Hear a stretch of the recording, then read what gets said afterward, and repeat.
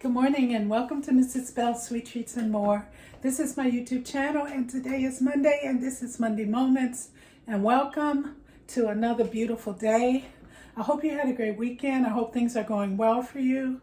I am myself enjoying my spring here in New England, and I am really excited for this year. I'm making one of my old-time favorites, which is neckbones and rice. I have made this for many years and I've enjoyed it. I remember it from my childhood days with my mom. And all she had was, as I mentioned before, was salt and pepper. And she worked that salt and pepper well. But I have my secret ingredient.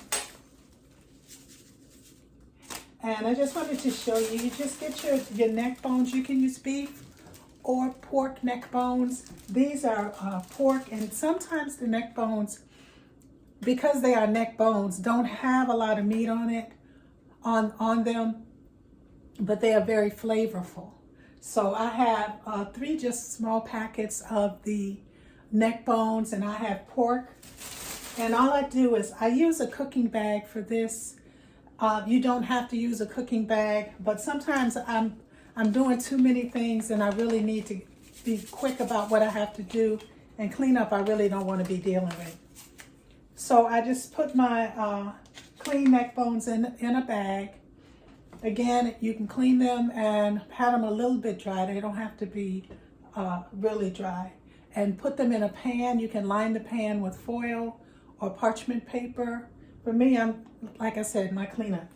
And I'm just going to take a packet of my secret ingredient and sprinkle it in. And I also have some fresh frozen onions and pepper. And I'm going to put that in there. I just happen to have some in the freezer and I wanted to get rid of it. And this is really simple. I mean, it's not, And then I add my garlic. You can use fresh garlic. I have some of this on hand, so I'm just going to use this. And that's about a heaping tablespoonful and a half.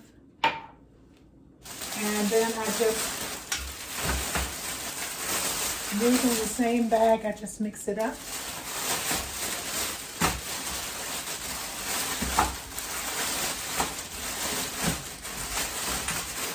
And as I mix it up, I'm going to make sure all those flavors are mashed together.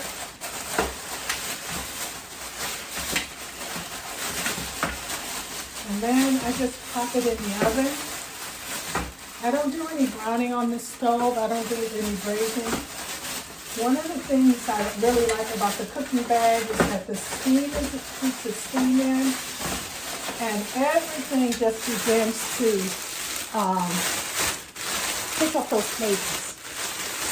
I want to make sure all of my meat is well, my meat and my bones are well seasoned. And when I use the secret ingredient, because it already has all those ingredients, it also has salt and pepper, so I find that many times I don't have to add more salt. But once it's done, you can determine if you want to add a little bit more. So I think that's pretty good.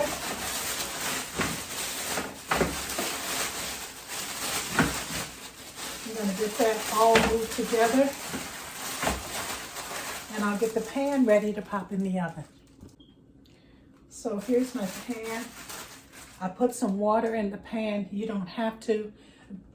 Because of the cooking bag, and the fat, some of the fat that's still on the neck bone and the steaming, you're going to get some nice juices.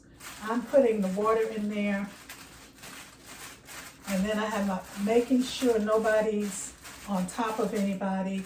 And I'm just going to put a couple, actually 3 holes in it. And I'm going to pop it in the oven. And it's going to cook a little less than 2 hours. But of course, you watch your oven. I'm putting it on 350 and I'm letting it cook until the meat is tender and done. And then before that, I will be working on the rice. Well, My neck bones are almost done, and I'm gonna go ahead and start my rice.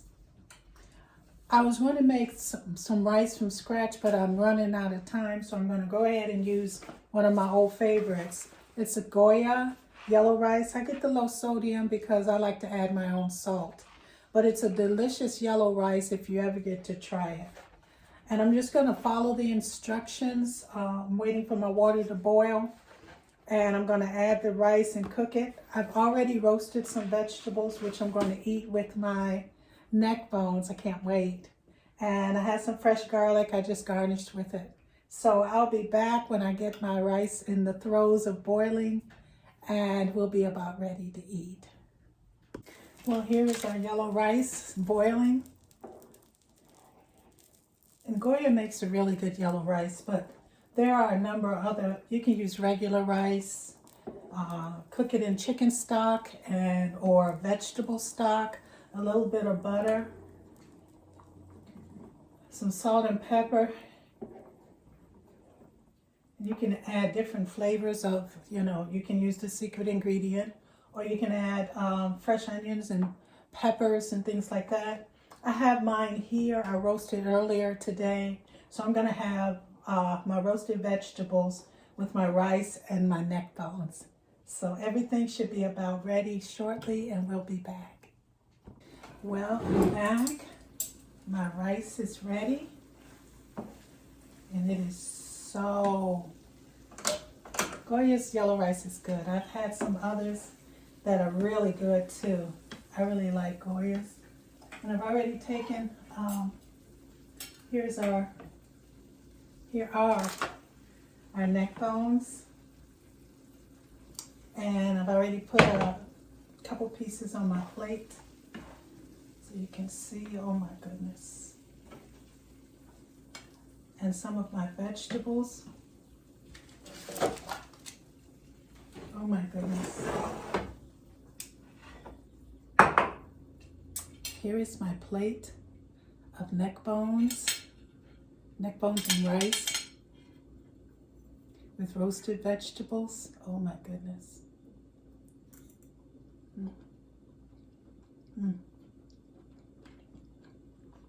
I roasted my zucchini with my red peppers, yellow and purple onions, and a yellow pepper as well.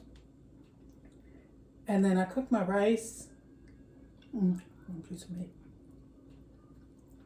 And the neck bones are so tender.